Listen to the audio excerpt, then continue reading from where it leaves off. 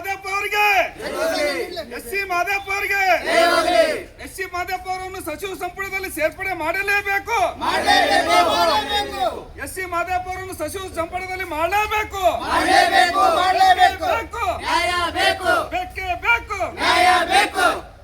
ಕರ್ನಾಟಕ ರಾಜ್ಯ ದಲಿತ ಸಂಘರ್ಷ ಸಮಿತಿಗೆ, ಕರ್ನಾಟಕ ರಾಜ್ಯ ದಲಿತ ಸಂಘರ್ಷ ಸಮಿತಿಗೆ, ಡಾಕ್ಟರ್ ಬಾಬಾ ಸಾಹೇಬ್ ಅಂಬೇಡ್ಕರ್ ಅವರಿಗೆ, ಡಾಕ್ಟರ್ ಬಾಬಾ ಸಾಹೇಬ್ ಅಂಬೇಡ್ಕರ್ ಅವರಿಗೆ.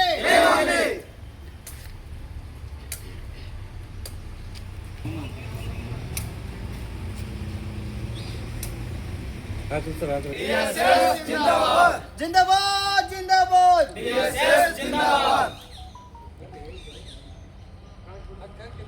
ಡಾಕ್ಟರ್ ಎಸ್ ಸಿ ಮಾದೇವ್ ಸಾಹೇಬರಿಗೆ, ಹಿರಿಯ ರಾಜಕಾರಣಿಯಾಗಿರ್ತಕ್ಕಂಥ ಸಿ ಮಾದೇಪ್ಪ ಅವರನ್ನು ಕೂಡಲೇ ಸಚಿವ ಸಂಪುಟದಲ್ಲಿ ಸೇರ್ಪಡೆ ಮಾಡಿಕೊಳ್ಳಲೇಬೇಕು. ಸಚಿವ ಇದು ಡಾಕ್ಟರ್ ಸಿ ಮಾದೇಪ್ಪ ಅವರನ್ನು ಕೂಡಲೇ ಸಚಿವ ಸಂಪುಟದಲ್ಲಿ ಸೇರ್ಪಡೆ ಮಾಡಿಕೊಳ್ಳಲೇಬೇಕು.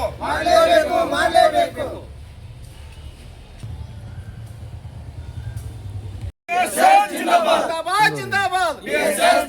ಡಾಕ್ಟರ್ ಎಸ್ ಸಿ ಮಾದೇವ್ ಸಾಹೇಬರಿಗೆ, ಡಾಕ್ಟರ್ ಎಸ್ ಸಿ ಮಾದೇವ್ ಸಾಹೇಬರಿಗೆ ಕೂಡಲೇಬೇಕು, ಕೂಡಲೇಬೇಕು, ಸಚಿವ ಸ್ಥಾನ ಕೊಡಲೇಬೇಕು, ಕೂಡಲೇಬೇಕು, ಕೂಡಲೇಬೇಕು, ಸಚಿವ ಸ್ಥಾನ ಕೊಡಲೇಬೇಕು. ಬೇಕೇ ಬೇಕು, ಬೇಕೇ ಬೇಕು.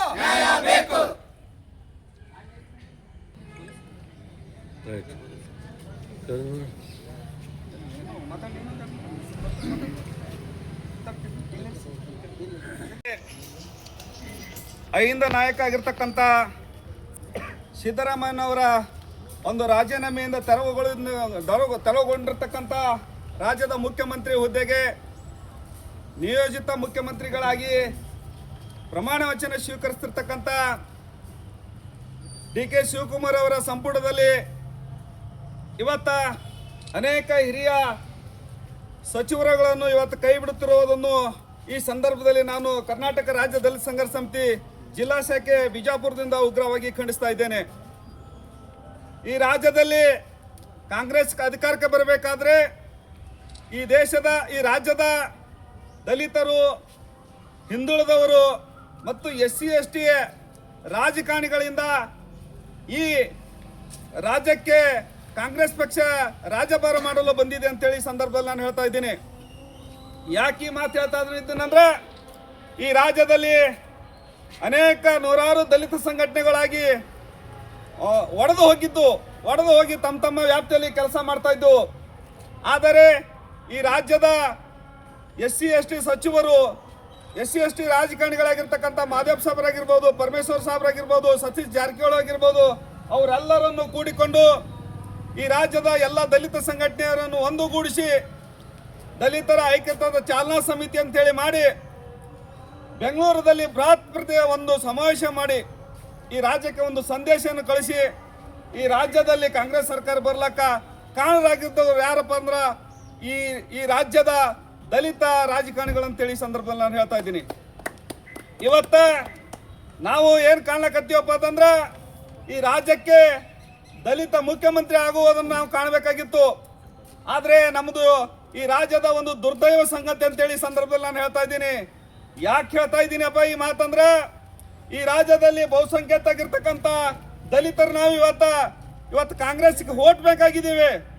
ಆದರೆ ಕಾಂಗ್ರೆಸ್ ಒಂದು ಉನ್ನತವಾದ ಕುರ್ಚಿಯಲ್ಲಿ ನಮಗೆ ಕೊಡ್ಲಕ್ಕ ಇವತ್ತು ಕಾಂಗ್ರೆಸ್ ಹೈಕಮಾಂಡ್ ಹಿಂದ ಮುಂದೆ ನೋಡ್ಲಕತ್ತದಲ್ಲ, ಇದು ಈ ರಾಜ್ಯದ ದುರಂತ ಅಂತೇಳಿ ಸಂದರ್ಭದಲ್ಲಿ ನಾನು ಹೇಳ್ತಾ ಇದ್ದೀನಿ. ಅದಕ್ಕೆ ನಾನು ಈ ರಾಷ್ಟ್ರೀಯ AICC ಅಧ್ಯಕ್ಷರಾಗಿರ್ತಕ್ಕಂಥ ಮಲ್ಲಿಕಾರ್ಜುನ್ ಖರ್ಗೆ ಅವರಾಗಿರ್ಬೋದು, ರಾಹುಲ್ ಗಾಂಧಿ ಅವರಾಗಿರ್ಬೋದು, ಸೋನಿಯಾ ಗಾಂಧಿ ಅವರಾಗಿರ್ಬೋದು, ಇವರಿಗೆ ಈ ಹೋರಾಟದ ಮುಖಾಂತರ ಒಂದು ಎಚ್ಚರಿಕೆಯನ್ನು ನೀಡ್ತಾ ಇದ್ದೀನಿ. ನೀವೇನಾದ್ರೂ ದಲಿತರು, ಹಿಂದುಳಿದವರು, ಅಲ್ಪಸಂಖ್ಯಾತರು ಈ ಕಾಂಗ್ರೆಸ್ ಪಕ್ಷದಲ್ಲಿ ಕಡೆಗಣಿಸಿದ್ರ ಕರ್ನಾಟಕ ಮುಕ್ತ ಕಾಂಗ್ರೆಸ್ ಆಗ್ತದಂತಕ್ಕಂಥ ಮಾತು ಈ ಸಂದರ್ಭದಲ್ಲಿ ಹೇಳಬೇಕಾಗ್ತದ. ಅದಕ್ಕೆ ನಾವು ಈ ಕಾಂಗ್ರೆಸ್ ಯಾಕೆ ಬೆಂಬಲ ಮಾಡ್ತಾ ಇದ್ದೀವಪ್ಪ ಅಂದ್ರೆ, ಒಂದು ಜಾತ್ಯತೀತ ತತ್ವಗಳನ್ನು ಇಟ್ಕೊಂಡು ಹೊಂಟಾದ ಹೇಳಿ ಮಾಡ್ತಾ ಇದ್ದೀವಿ. ದಿವಂಗತ ಇಂದಿರಾ ಗಾಂಧಿ ಅವರ ಒಂದು ಕೆಲಸದ ಮ್ಯಾಗ ನಾವು ಈ ಕಾಂಗ್ರೆಸ್ ಪಕ್ಷಕ್ಕೆ ಬೆಂಬಲ ಮಾಡ್ತಾ ಇದ್ದೀವಿ. ಅದನ್ನು ಏನಾದರೂ ನೀವು ದುರುಪಯೋಗ ಮಾಡ್ಕೊಂಡು, ನೀವೇನಾದ್ರೂ ತಪ್ಪು ತಿಳುವಳಿಕೆ ಮಾಡ್ಕೊಂಡು ಇವರೆಲ್ಲಿ ಹೋಗಲ್ಲ ಕಾಂಗ್ರೆಸ್ ಅಂತೇಳಿ ನೀವೇನಾದ್ರೂ ಈ ಬಂಡತನ ಮಾಡಿದ್ರ ನಿಮಗೆ ತಕ್ಕ ಪಾಠ ಕಲಿಸ್ತೀವಿ ಅಂತಕ್ಕಂಥ ಮಾತು ಈ ಸಂದರ್ಭದಲ್ಲಿ ನಾನು ಹೇಳ್ತಾ ಇದ್ದೀನಿ. ಅದಕ್ಕೆ ಇವತ್ತ ಈ ರಾಜ್ಯದಲ್ಲಿ ಒಬ್ಬ ದಲಿತರು ಹಿಂದುಳಿದವರು ಐನ ನಾಯಕರಾಗಿರ್ತಕ್ಕಂಥ ಡಾಕ್ಟರ್ ಎಸ್.ಸಿ. ಮಾದೇವಪ್ಪನವರನ್ನು ಇವತ್ತಿನ ಪ್ರಮಾಣ ವಚನ ಸಂದರ್ಭದಲ್ಲಿ ಸಚಿವ ಸ್ಥಾನವನ್ನು ಕೈ ಬಿಟ್ಟಿರೋದು ಇವತ್ತ ಇಡೀ ಕರ್ನಾಟಕದ ದಲಿತ ಜನಕ್ಕೆ ಆಗಿರ್ತಕ್ಕಂಥ ನೋವು ಆಗಿದೆ ಅಂತಕ್ಕಂಥ ಮಾತು ಈ ಸಂದರ್ಭದಲ್ಲಿ ಹೇಳ್ತಾ ಇದ್ದೀನಿ. ಇವತ್ತ ದಿವಂಗತ ಬಿ ಬಸಲಿಂಗಪ್ಪ ಅವ್ರ ನಂತರ ಇಡೀ ರಾಜ್ಯದಲ್ಲಿ ಯಾರಾದ್ರೂ ಒಂದೊಂದು ಕ್ಷೇತ್ರಕ್ಕೆ ಹೋದ್ರ ಒಂದೊಂದು ಜಿಲ್ಲೆಗೆ ಹೋದ್ರ ಹೆಸರಿಟ್ಟು ಕರೆದು ಪರಿಚಯಿಸಿದವರು ಯಾರಾದ್ರೂ ಅದಂದ್ರ ಎಸ್.ಸಿ. ಮಾದೇವ್ ಸಾಹೇಬ್ರು ಅಂತಕ್ಕಂಥ ಮಾತು ಈ ಸಂದರ್ಭದಲ್ಲಿ ನಾನು ಹೇಳಬೇಕಾಗದ. ಅದಕ್ಕೆ ಅಂತ ನಾಯಕರನ್ನು ನೀವೇನಾದ್ರೂ ಈ ಸಚಿವ ಸಂಪುಟದಿಂದ ದೂರ ಇಡೋದಾಗಲಿ ಅವರನ್ನು ಕಡೆಗಣಿಸೋದಾಗಲಿ ಮಾಡಿದ್ರ ನೀವು ಮುಂದಿನ ದಿನವಾದ 2028ರ ವಿಧಾನಸಭಾ ಚುನಾವಣೆಯಲ್ಲಿ ನಿಮಗೆ ತಕ್ಕ ಪಾಠ ಕಲಿಸ್ತೇವೆ ಅಂತಕ್ಕಂಥ ಎಚ್ಚರಿಕೆ ಈ ಸಂದರ್ಭದಲ್ಲಿ ಹೇಳಿ ನನ್ನ ಮಾತನ್ನು ಮುಗಿಸ್ತಾ ಇದ್ದೇನೆ. ಜೈ ಭೀಮ್, ಜೈ ಭಾರತ್. ಇವತ್ತು ಕರ್ನಾಟಕ ರಾಜ್ಯದಲ್ಲಿ ರಾಜಕೀಯ ಮಧ್ಯಂತರ ಇವತ್ತೇನು ಅಧಿಕಾರ ಹಂಚಿಕೆ ವ್ಯಾಪ್ತಿಯೊಳಗಡೆ ಮಾನ್ಯ ಸಿದ್ದರಾಮಯ್ಯವರು ರಾಜೀನಾಮೆ ಕೊಟ್ಟು ಈಗ ಡಿ.ಕೆ. ಶಿವಕುಮಾರ್ ಅವರು ನೂತನ ಮುಖ್ಯಮಂತ್ರಿಗಳಾಗಿ ಪ್ರಮಾಣ ವಚನ ಸ್ವೀಕರಿಸುವಂಥ ಸಂದರ್ಭದಲ್ಲಿ ಸಾಕಷ್ಟು ಹಿರಿಯ ಸಚಿವರನ್ನು ಕೈ ಬಿಟ್ಟು ಅವರಿಗೆ ಅವಮಾನ ಮಾಡಿರುವಂಥ ಕೆಲಸ ಇವತ್ತು ರಾಜ್ಯದಲ್ಲಿ ನಡೀತಾ ಇದೆ. ವಿಶೇಷವಾಗಿ ದಲಿತ ಸಮುದಾಯದ ನಾಯಕರುಗಳು ಇವತ್ತು ಏನು ಕಾಂಗ್ರೆಸ್ ಅಧಿಕಾರಕ್ಕೆ ಬರೋದಕ್ಕೆ ದಲಿತರ ಏನು ಕಾಂಟ್ರಿಬ್ಯೂಷನ್ ಏನಿತ್ತಲ್ಲ ಅದನ್ನು ಪರಿಗಣಿಸದೇ ಮೇಲ್ಜಾತಿ ಎಲ್ಲ ಸಚಿವರಿಗೆ ಶಾಸಕರುಗಳಿಗೆ ಮಣೆ ಹಾಕಿರುವಂಥದ್ದು ಇಡೀ ದಲಿತ ಸಮುದಾಯಕ್ಕೆ ಇವತ್ತು ಕರ್ನಾಟಕ ರಾಜ್ಯದಲ್ಲಿ ಕಾಂಗ್ರೆಸ್ ಮಾಡಿರುವಂಥ ಅವಮಾನ. ಹಾಗಾಗಿ ಇವತ್ತು ಈ ಕಾಂಗ್ರೆಸ್ ಅಧಿಕಾರಕ್ಕೆ ಬರೋಕ್ಕಿಂತ ಮುಂಚೆ ಐಕ್ಯತಾ ಸಮಾವೇಶ ಅನ್ನುವಂಥದ್ದು ಇಡೀ ರಾಜ್ಯದ ದಲಿತರನ್ನು ಬೆಂಗಳೂರಿನ ನ್ಯಾಷನಲ್ ಕಾಲೇಜ್ ಮೈದಾನ ಬಸವನಗುಡಿಯಲ್ಲಿ ಸೇರಿಸಿ ಇವತ್ತು ದೊಡ್ಡ ಮಟ್ಟದ ಹೋರಾಟ ಮಾಡಿ ಜನಜಾಗೃತಿ ಮಾಡಿರ್ತಕ್ಕಂಥ ದಲಿತ ಸಮುದಾಯದ ಶಾಸಕರುಗಳು ಏನು ನಾಯಕರುಗಳಿದ್ರು ಅವರೆಲ್ಲವನ್ನ ಪರಿಗಣಿಸಬೇಕಾಗಿತ್ತು. ಇವತ್ತು ರಾಜ್ಯ ಸರ್ಕಾರದ ಕಾಂಗ್ರೆಸ್ ಸರ್ಕಾರ ಇವತ್ತು ಅವರನ್ನು ಕಡೆಗಣಿಸುವಂಥ ಕಾರ್ಯಕ್ರಮ ಇವತ್ತು ಹಮ್ಮಿಕೊಂಡಿದೆ. ಹಾಗಾಗಿ ಮಾನ್ಯ ನೂತನವಾಗಿ ಪ್ರಮಾಣ ವಚನ ಸ್ವೀಕರಿಸುತ್ತಿರುವಂಥ ಡಿ.ಕೆ. ಶಿವಕುಮಾರ್ ನಾವು ವಿನಂತಿಯನ್ನು ಮಾಡ್ಕೊಳ್ತಾ ಇದ್ದೀವಿ. ಹಾಗೆ ಎಚ್ಚರಿಕೆಯನ್ನು ಕೂಡ ಕೊಡ್ತಾ ಇದ್ದೀವಿ. ಎಸ್.ಸಿ. ಮಾದೇವಪ್ಪ ಅವ್ರನ್ನ ಸಂಪುಟದಿಂದ ಕೈ ಬಿಟ್ಟು ಅವ್ರನ್ನ ದೂರ ಮಾಡಿದ್ದೇ ಆಗಿದ್ದರಲ್ಲಿ ಕಾಂಗ್ರೆಸ್ ಈ ವಿಚಾರದಲ್ಲಿ ದೊಡ್ಡ ಮಟ್ಟದ ಪೆಟ್ಟನ್ನು ತಿನ್ನುವಂಥದ್ರಲ್ಲಿ ಎರಡು ಮಾತಿಲ್ಲ. ಇವತ್ತು ಎಸ್.ಸಿ. ಮಾದೇವಪ್ಪನಂಥವ್ರು ದಲಿತ ಬಲಗೈ ಸಮುದಾಯದ ನಾಯಕರಾಗಿದ್ದು ಬಿ ಬಸವಲಿಂಗಪ್ಪನ ನಂತರ ಇವತ್ತು ಏನಾದರೂ ಸಂವಿಧಾನ ಆಶಯಗಳಿಗೆ ಹೋಗೊಟ್ಟು ಸಂವಿಧಾನ ಪೀಠಿಕೆಯನ್ನು ಹೇಳಿ ರಾಜ್ಯದ ತುಂಬ ಇವತ್ತು ಜನರಿಗೆ ಮುಟ್ಟಿಸುವಂಥ ಕೆಲಸ ಮಾಡಿದ್ರಲ್ಲಿ ಪ್ರಮುಖರು ಇವತ್ತು ಎಸ್.ಸಿ. ಮಾದೇವಪ್ಪನವರು. ಅಂಥ ಹಿರಿಯ ನಾಯಕರನ್ನು ಕಡೆಗಣಿಸಿದ್ದೇ ಆಗಿದ್ದಲ್ಲಿ ನಾವು ಬಹಳ ಉಗ್ರವಾಗಿ ಕಾಂಗ್ರೆಸ್ ವಿರುದ್ಧ ಹೋರಾಟವನ್ನು ಮಾಡಿ 2028ರ ಚುನಾವಣೆಯಲ್ಲಿ ಕಾಂಗ್ರೆಸ್ಸನ್ನು ಕರ್ನಾಟಕದಲ್ಲಿ ಕಾಂಗ್ರೆಸ್ ಮುಕ್ತ ಕರ್ನಾಟಕ ಮಾಡೋದ್ರಲ್ಲಿ ನಾವು ಎರಡು ಮಾತಿಲ್ಲ ಅಂತ ಮೂಲಕ ಎಚ್ಚರಿಕೆಯನ್ನು ಕೊಡ್ತೇವೆ. ಹಾಗಾಗಿ ಮತ್ತೊಮ್ಮೆ ಮುಗಿದೊಮ್ಮೆ ಕಾಂಗ್ರೆಸ್ನ ಎಲ್ಲ ಹಿರಿಯ ನಾಯಕರಲ್ಲಿ ಮನವಿಯನ್ನು ಮಾಡ್ಕೊಳ್ತಾ ಇದ್ದೀವಿ. Doctor SC. ಮಾದೇವಪ್ಪ ಅವ್ರನ್ನ ಸಂಪುಟದಲ್ಲಿ ಸೇರಿಸ್ಕೊಂಡು ಅವರಿಗೆ ಸೂಕ್ತ ಸ್ಥಾನಮಾನ ನೀಡಬೇಕಂತ ಮೂಲಕ ಆಗ್ರಹಿಸ್ತಾ ಇದ್ದೀವಿ. Thank you. ರಾಜ್ಯದಲ್ಲಿ ಮುಖ್ಯಮಂತ್ರಿ ಸ್ಥಾನವನ್ನು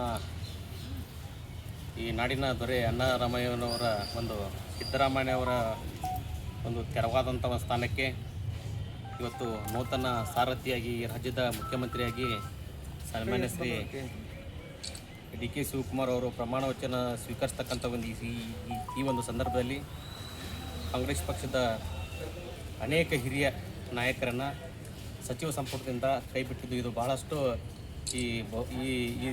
ಈ ಒಂದು ರಾಜ್ಯದ ದಲಿತ ಹಿಂದುಳಿದ ಅಲ್ಪಸಂಖ್ಯಾತ ಶೋಷಿತ ಸಮುದಾಯಗಳಿಗೆ ಒಂದು ದೊಡ್ಡ ಅವಮಾನ ಮಾಡಿದ್ದಾರೆ ಅಂತ ಹೇಳಿದರೂ ಕೂಡ ತಪ್ಪಾಗಲಿಕ್ಕಿಲ್ಲ. ಆದರೆ ಸನ್ಮಾನ್ಯ ಎಚ್.ಸಿ. ಮಾದೇವಪ್ಪನವರು ಈ ಹಿಂದೆ ಬಸವನಗುಡಿ ಬೆಂಗಳೂರಿನಲ್ಲಿ ದಲಿತರು ದಲಿತ ಸಂಘಟನೆಗಳು ನಮ್ಮಲ್ಲಿ ಒಳಜಗಳ ಸ್ವಾರ್ಥ ಗುಂಪುಗಾರಿಕೆಯಿಂದ ವಿಭಾಗ ಆಗಿದ್ದವು ಅಂಥವುಗಳನ್ನು ಒಂದುಗೂಡಿಸಿ ಒಂದು ಐಕ್ಯತಾ ಸಮಾವೇಶನ ಮಾಡುವುದರ ಮುಖಾಂತರ ರಾಜ್ಯದಲ್ಲಿ ದಲಿತರ ಶಕ್ತಿ ಏನೆಂಬುದನ್ನು ತೋರಿಸಿಕೊಟ್ಟಂತಹ ಒಂದು ಮಹಾನ್ ನಾಯಕರಾಗಿರ್ತಕ್ಕಂಥ ಎಚ್.ಸಿ. ಮಾದೇವಪ್ಪನವರು ಹಾಗೂ ಅನೇಕ ಜಾರಕಿಹೊಳಿ ಸಾಹೇಬರಾಗಲಿ, ಖರ್ಗೆ ಸಾಹೇಬರಾಗಲಿ ಹಾಗೂ ಜಿ. ಪರಮೇಶ್ವರ್ ಸಾಹೇಬರಾಗಲಿ ಇಂಥ ಅನೇಕ ನಮ್ಮ ಹಿರಿಯ ದಲಿತ ಶಾಸಕರಿಂದ ಸಚಿವರಿಂದ ರಾಜ್ಯದ ದಲಿತ ಸಮುದಾಯವನ್ನು ತಮ್ಮ ತಾಳಕ್ಕೆ ತಕ್ಕಂತೆ ನಮ್ಮ ಸಚಿವರು ಶಾಸಕರಿಂದ ಕುಣಿಸ್ಕೊಳ್ತಾ ಇದ್ದಾರೆ. ಜೊತೆಗೆ ಹೈಕಮಾಂಡ್ ಏನಿದೆ, ಕಾಂಗ್ರೆಸ್ಸಿನ ಹೈಕಮಾಂಡು ರಾಜ್ಯ ಮತ್ತು ರಾಷ್ಟ್ರದ ಹೈಕಮಾಂಡ್ ಏನಿದೆ, ಎಲ್ಲ ಹಿರಿಯ ಶಾಸಕರನ್ನು ನಿಮ್ಮ ಸಮುದಾಯವನ್ನು ನಮ್ಮ ವೋಟ್ ಬ್ಯಾಂಕ್ ಆಗಿ ನೀವು ಪರಿವರ್ತನೆ ಆಗಿ ಅಂತೇಳಿಸಿದ ನಮ್ಮ ಹಿರಿಯ ಶಾಸಕರಿಗೆ ನೀವು ಏನು ಕೊಡ್ತಾ ಇದ್ದೀರ ಡೈರೆಕ್ಷನ್ ಕೊಡ್ತಾ ಇದ್ದೀರಿ. ಆ ಪ್ರಕಾರ ಎಚ್ ಸಿ ಮಾದೇವಪ್ಪನಾಗಲಿ, ಜಿ ಪರಮೇಶ್ವರ್ ಆಗಲಿ, ಖರ್ಗೆ ಸಾಹೇಬರಾಗಲಿ ಹಾಗೂ ನಮ್ಮ ಜಾರಕಿಹೊಳಿ ಸಾಹೇಬರಾಗಲಿ ನಮ್ಮ ಸಮುದಾಯಕ್ಕೆ, ರಾಜ್ಯದ ಸಮುದಾಯಕ್ಕೆ ಒಂದು ಒಳ್ಳೆಯ ಸಂದೇಶ ಕೊಟ್ಟಿದ್ದಾರೆ. ಅದು ನೀವೆಲ್ಲರೂ ಕಾಂಗ್ರೆಸ್ ಇದು ಹಾಕ್ರಿ, ಇಲ್ಲಿ ಜಾತ್ಯತೀತವಾದಂಥ ಒಂದು ನಿಲುವು ಇದೆ, ಇಲ್ಲಿ ದಲಿತ ಹಿಂದುಳಿದ ಅಲ್ಪಸಂಖ್ಯಾತರನ್ನ ಎತ್ತಿ ಹಿಡಿತಕ್ಕಂಥ ಒಂದು ಇದು ಯಾವುದೋ ರೀತಿಯಾದ ಪಕ್ಷ ಕಾಂಗ್ರೆಸ್ ಪಕ್ಷ ಅಂತ ಹೆಚ್ಚಿಂದ ನಮ್ಮ ಎಚ್ ಸಿ ಮಾದೇವಪ್ಪನವರು ನಮಗೆ ಕರೆಯನ್ನು ಕೊಟ್ಟಿದ್ದಾರೆ. ಆ ಒಂದು ವಿಚಾರವಾಗಿ ಇವತ್ತು ನಾವು ರಾಜ್ಯದ ಜನತೆ ಕಾಂಗ್ರೆಸ್ಸಿಗೆ ಓಟ್ ಹಾಕಿದಂತರೂ ಸತ್ಯ. ಅಂದರೆ ಶತಮಾನಗಳಿಂದ ಈ ದೇಶದಲ್ಲಿ ದಲಿತ ಹಿಂದುಳಿದ ಅಲ್ಪಸಂಖ್ಯಾತರು ತುಳಿತಕ್ಕೆ ಒಳಗಾದಂಥ ಜನ ನಾವು. ಹಾಗಾಗಿ ಕಾಂಗ್ರೆಸ್ ಪಕ್ಷವನ್ನು ಬಲವಾಗಿ ನಂಬಿದೆ ನಾವು.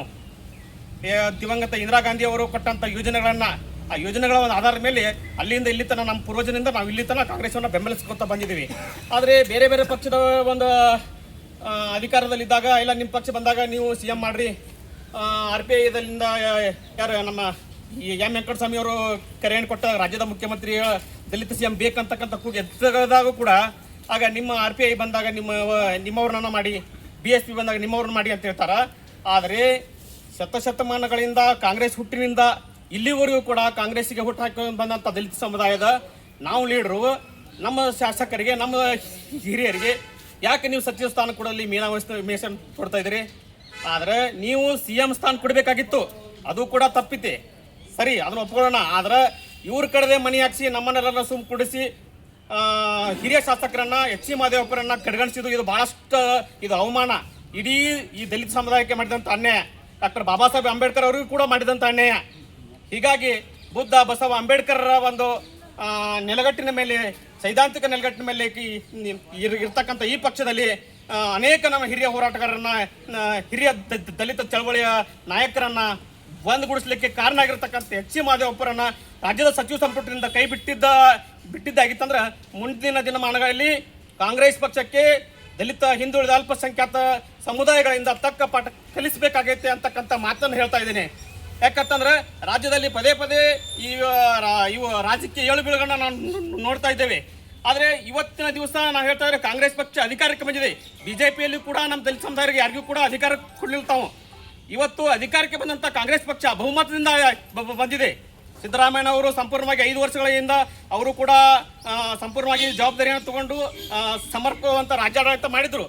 ಇವಾಗ ಕಾಂಗ್ರೆಸ್ನಲ್ಲಿ ಈ ಬಾರಿ ಎರಡನೇ ಬಾರಿ ಅಧಿಕಾರ ಹಂಚಿಕೆ ಸಮಯದಲ್ಲಿ ಕೂಡ ಕಾಂಗ್ರೆಸ್ ಪಕ್ಷದಲ್ಲಿ ಎಚ್ ಸಿ ಮಾದೇವಪ್ಪರನ್ನ ನೀವು ಕೈ ಬಿಡುವಂಥ ಒಂದು ಏನಾದರೂ ಮಾಡಿದ್ದಾಗಿತ್ತಂದ್ರೆ ಇಡೀ ದಲಿತ ಸಮುದಾಯ ಕಾಂಗ್ರೆಸ್ಸಿನ ವಿರುದ್ಧ ನಾವು ಮತ ಚಲಾಯಿಸಬೇಕಾಗುತ್ತೆ, ಕಾಂಗ್ರೆಸ್ ಧೂಳಿಪಟ ಆಗ್ತಕ್ಕಂಥ ಸಂದರ್ಭ ಬರ್ತಾ ಇದೆ, ದಲಿತರ ಶಾಪ ತಡ್ತೈತಿ ಅಂತಕ್ಕಂಥ ಮಾತನ್ನು ಹೇಳ್ತಾ ಈ ಒಂದು ಕಾರ್ಯಕ್ರಮಕ್ಕೆ ಆಗಮಿಸತಕ್ಕಂಥ ಎಲ್ಲ ಹೋರಾಟಗಾರರಿಗೆ ಭೀಮವಂದನೆ ಸಲ್ಲಿಸ್ತಾ ನನಗೆ ಮಾತಿಗೆ ವಿರಾಮ ಹೇಳ್ತೀನಿ. ಜೈ ಭೀಮ್, ಜೈ ಭಾರತ್. ಬೆಂಗಳೂರು ಮಾನ್ಯ ಜಿಲ್ಲಾಧಿಕಾರಿಗಳು ವಿಜಯ ಪರಿವಾರ ಮುಖಾಂತರ ವಿಷಯ ಮಾನ್ಯ ಡಾಕ್ಟರ್ ಎಸ್ ಸಿ ಮಾದೇವಪ್ಪ ಇವರನ್ನು ಉಪಮುಖ್ಯಮಂತ್ರಿ ಮಾಡಲು ಮನವಿ ಪತ್ರ. ಮಾನ್ಯರೇ, ಮೇಲ್ಕಾಣಿಸಿದ ವಿಷಯಕ್ಕೆ ಸಂಬಂಧಿಸಿದಂತೆ ಈ ಮೂಲಕ ತಮ್ಮಲ್ಲಿ ವಿನಂತಿಪೂರ್ವಕವಾಗಿ ಆಗ್ರಹಿಸುವುದು ಏನೆಂದರೆ, ಈ ಹಿಂದೆ ಕರ್ನಾಟಕ ಸರ್ಕಾರದ ಮಂತ್ರಿಮಂಡಲದಲ್ಲಿ ರಾಜ್ಯದ ದಲಿತ ಬಲಗೈ ಸಮುದಾಯದ ನಾಯಕರಾದ ಎಸ್ ಸಿ ಮಾದೇವಪ್ಪ ಅವರು ಸಮಾಜ ಕಲ್ಯಾಣ ಇಲಾಖೆ ಸಚಿವರಾಗಿ ಯಶಸ್ವಿಯಾಗಿ ಕಾರ್ಯನಿರ್ವಹಿಸಿದ್ದು ಜನ ಕಲ್ಯಾಣ ಕಾರ್ಯಕ್ರಮಗಳನ್ನು ಮಾಡಿರುತ್ತಾರೆ. ಸಂವಿಧಾನ ಜಾರಿಗೆ ಬಂದು ಹಲವು ದಶಕಗಳಾದರೂ ರಾಜ್ಯದ ಸಾರ್ವಜನಿಕರಲ್ಲಿ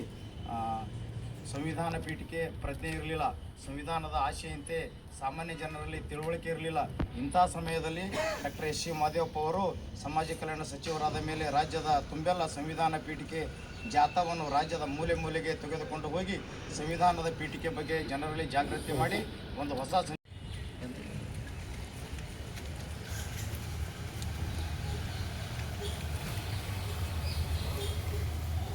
ಓಕೆ ಸರ್.